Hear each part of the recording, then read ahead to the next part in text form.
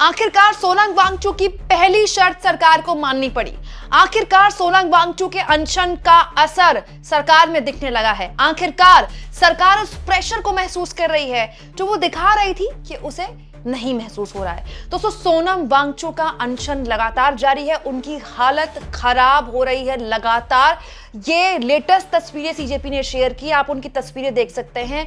चेहरे पे जो फैट है वो बिल्कुल खत्म हो चुका है, बिल्कुल मतलब सिर्फ अब चमड़ी बची हुई है। और जिस तरह से उनका वेट कम हो रहा है, 8 किलो से ज्यादा उनका वजन कम हो चुका है। इस वक्त उनके पास खड़े होने या बोलने तक की क्षमता नहीं है। ऐसे हालात में हर कोई ये सवाल पूछ रहा था कि आखिर ये सरकार कब जागेगी, किस चीज का इंतजार कर रही है।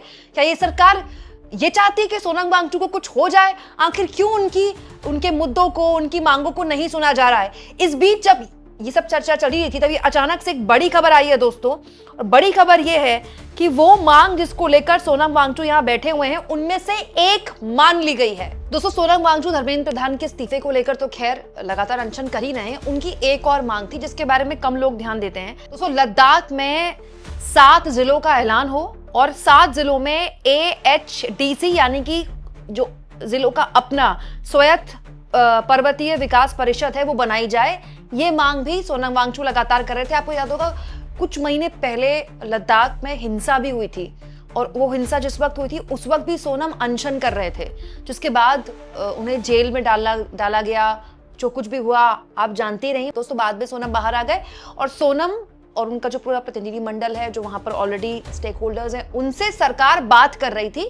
हालांकि ये बातचीत मई से चल रही थी, लेकिन सोमवार को लद्दाख के मुख्य सचिव आशीष कुंद्रा ने बड़ा ऐलान करते हुए संविधान के अनुच्छेद 371 के विशेष रूप से तैयार ढांचे के तहत बनने वाली प्रस्तावित केंद्र शासित प्रदेश स्तरीय संस्था 7 जिला पर्वतीय परिषदों से ऊपर होगी, ये ऐलान कर दिया। दोस्तों, ये 7 जिले तो बनाए ही गए हैं। इन 7 जिलों में अपना पर्वतीय विकास परिषद होगा, जिसको लेकर ये मांग थी। मतलब ये प्रमुख मांग थी सोनम वांगचुक की। दोस्तों, 2026 अप्रैल में ही ये जिले बनाए गए थे। शाम, नुब्रा, नागथांग, जंस्कार और द्रास ये नए जिले थे और लेह और कारगिल तो खैर है ही।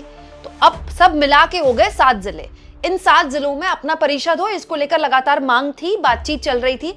लेकिन बिल्कुल एंड वक्त पे, टाइमिंग देखिए, अप्रैल में जो जिले बनाए गए उनको लेकर मई तक बातचीत हुई, जून में भी चली, लेकिन मांगी कब? जो एक्चुअली में जो परिषद बनाने की मांग थी, ये भी एक मांग थी जिसको लेकर सोनम अनशन पर थे।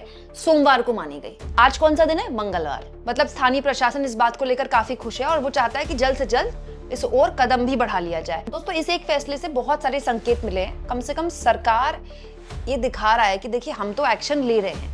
लद्दाख वाली जो मांग थी वो सोनम वांगचुक की मान ली गई है। ये अपने आप में, अब इसको आप बोल सकते हैं मैं कुछ ज्यादा पॉजिटिव हो रही हूँ, लेकिन मैं इसलिए पॉजिटिव हो रही हूँ दोस्तों क्योंकि मैं चाहती हूँ कि सोनम वांगचुक अनशन खत्म कर दे। उनका जल्द से जल्द अनशन खत्म होना चाहिए। दोस्तों, भारतीय समाज को सोनम वांगचुक जैसे लोगों की सख्त जरूरत है, जो देश के लिए, जो समाज के लिए, हमारे छात्रों के भविष्य के लिए अपनी जान तक देने को तैयार है। मतलब एक्चुअली में उनकी स्थिति अब ऐसी आ गई है, उनको हर हाल में जीवित रहना चाहिए। ऐसे लोग हमारे लिए एसेट हैं। ऐसे लोगों को हम दुनिया में दिखा सकते हैं कि हमारे पास ऐसे लोग हैं। तो उनका जीवित रहना बहुत जरूरी है, सुरक्षित रहना बहुत जरूरी है। मुझे ऐसा लगता है कि ये एक पहला कदम है सरकार की तरफ से। सरकार ने एक हिंट दी है। इसको ऐसे भी लिया जा सकता है कि सरकार ये दिखाने की कोशिश कर रही है कि देखिए हम जो कर सकते थे तो हमने कर दिया। ठीक है, क्योंकि देखिए ये काम मंडे को क्यों हुआ, सोमवार को क्यों हुआ, 10 दिन पहले भी हो सकता था। आज सोनम के अनशन का 17वां दिन है ना, तो जब अनशन को 2 दिन हुए तब भी हो सकता था, 4 दिन हुए तब भी हो सकता था, लेकिन वो आज ही हुआ। तो हो सकता है कि सरकार भी अब इस संवेदनशीलता को समझ रही हो, लेकिन इससे काम नहीं चलेगा। सरकार भी जानती है कि बात यहाँ पर धर्मेंद्र प्रधान के इस्तीफे की है। अगर इस्तीफा सरकार नहीं ले सकती, हालांकि उनको बहुत पहले लेना चाहिए था, लेकिन अगर सरकार ने ठान लिया कि इस्तीफा नहीं होगा, एक काम और सरकार कर सकती है, बातचीत शुरू कर दे। एटलीस्ट आप बात तो कीजिए, कम से कम ये स्टैब्लिश तो हो कि हम बात कर रहे हैं। अपने किसी प्रतिनिधि को भेज दे, सोनम का अनशन तुड़वा दे और कहें कि चलिए हम बात करते हैं। और आसान तरीका होता है कमेटी गठित कर दें कि हम आपकी मांगों पर अब एक कमेटी गठित करते हैं, हम बात करते हैं। दोस्तों, ऐसा तो है नहीं कि ये पहली बार हो रहा है। भाई, जब अन्ना हजारे के आंदोलन के वक्त उस वक्त की सरकार 4 दिन के अनशन में चौथे दिन बातचीत करने की, मतलब उसने शुरुआत कर दी थी बातचीत की, तो फिर ये सरकार क्यों नहीं कर सकती? पवन खेड़ा ने यही बताया है कि मनमोहन सिंह के दौरान चौथे दिन हमने बातचीत शुरू कर दी थी और मैं खुद उस बातचीत का हिस्सा था और यहां ये बातचीत करने को राजी नहीं है। वहीं दूसरी ओर दोस्तों उद्धव ठाकरे ने भी बात की है सोनम वांगचुक से। उन्होंने बकायदा शेयर किया है सोशल मीडिया में और उन्होंने अपील की है राहुल गांधी से कि राहुल गांधी जाएं जंतर मंतर पे और वो अपना मतलब कम से कम अनशन तोड़वा दें सोनम वांगचुक का। लेकिन सोनम वांगचुक ने एक इंटरव्यू में बोला है कि अगर उन्होंने बिना मांग माने ही अनशन तोड़ दिया तो असफलता का इतिहास बन जाएगा। तो फिर ऐसे कोई भी आंदोलन आगे होंगे या कोई भी ऐसे मूवमेंट होगा या कोई भी अनशन करेगा तो लोग उसका मजाक उड़ाएंगे कि देखो सोनम ने जब तोड़ दिया था आप भी तोड़। तो मतलब आगे लोग जो इस तरह के आंदोलन करना चाहते हैं उनके लिए खराब नजीर न बने और सरकार शिक्षाविदों की सुने, इसके लिए सोनम वांगचुक अपनी जिंदगी को खतरे में डाल रहे हैं। पिछले कुछ दिनों से आप देख रहे हो एक विषय पर आंदोलन चल रहा है, लेकिन मुझे नहीं लगता सारे लोगों ने उसके ऊपर कुछ ध्यान दिया है। लेकिन विषय तो बहुत महत्वपूर्ण है, अपने देश की युवा का भविष्य उससे जुड़ा हुआ है और वो जो विषय है स्वाभाविक है, नीट की जो एग्जाम थी उसके पेपर लीक के बारे में है। अभिजीत दीपके जो अमेरिका में रहते थे, अपने पढ़ाई के लिए गए थे, उन्होंने वहाँ से आवाज़ उठाई, लेकिन हमारे देश में से किसी ने आवाज़ उठाई नहीं थी। वो अमेरिका छोड़कर यहाँ आए, आवाज़ उठाई, एक कॉकरोच जनता पार्टी नाम से उन्होंने एक आंदोलन शुरू किया और आप देख रहे हो कि बहुत ही सपोर्ट सोशल मीडिया पर उनको मिल रहा है।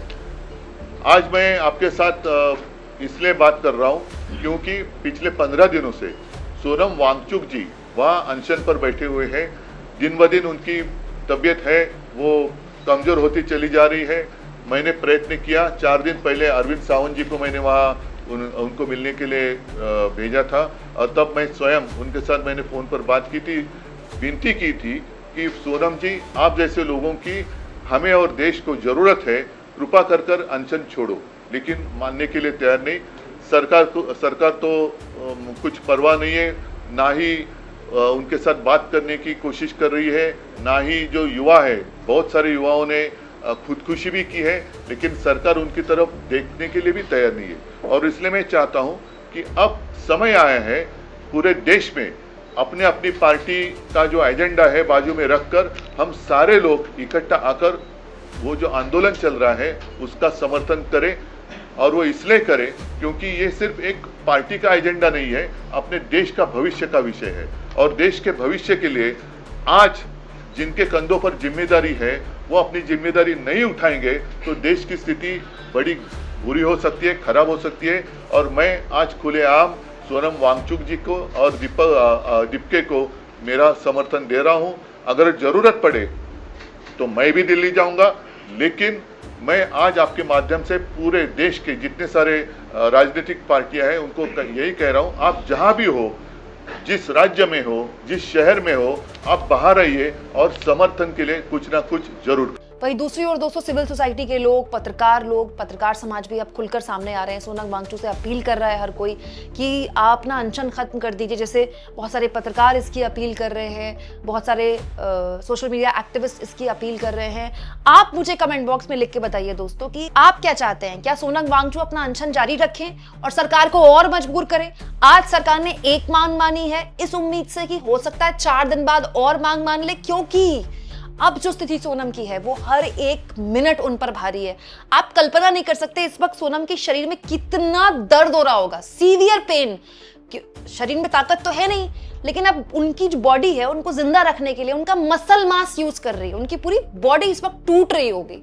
ऐसे हालात में आप क्या कहेंगे दोस्तों? आपके लिए पहली प्राथमिकता क्या होगी?